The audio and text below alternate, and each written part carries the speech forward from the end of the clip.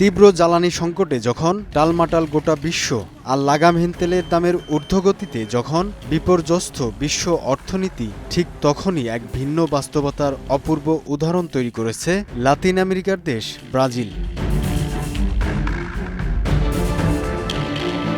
সীমিত জীবাশ্ম জ্বালানির ওপর নির্ভর না করে দেশটি ভরসা রেখেছে তাদের বিশাল সবুজ কৃষি জমির ওপর।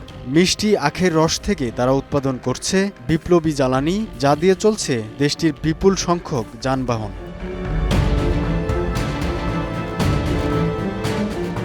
ব্রাজিলের ব্যস্ত রাজপথে ব্যক্তিগত গাড়ি, যাত্রীবাহী বাস, এমনকি দ্রুতগামী মোটরসাইকেল সবই চলছে আখের রস থেকে উৎপাদিত জাদুকরী জ্বালানি দিয়ে। কিন্তু এই বিস্ময়কর জ্বালানি তৈরির নেপথ্যে রয়েছে এক নিপুণ বৈজ্ঞানিক কারিশমা।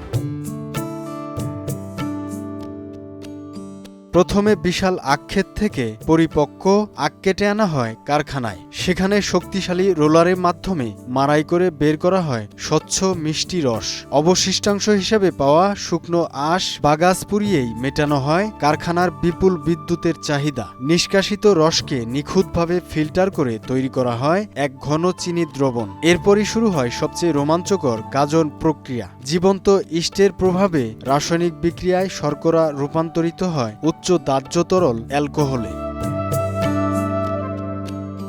এই জটিল প্রক্রিয়া শেষে পাওয়া তরলকে বিশালাকার স্টিল টাওয়ারে পাতন করা হয়। অত্যাধুনিক মলিকুলার সিপ প্রযুক্তির মাধ্যমে অবশিষ্ট জলীয় অংশটুকু দূর করে তৈরি করা হয় শতভাগ বিশুদ্ধ নির্জল ইথানল।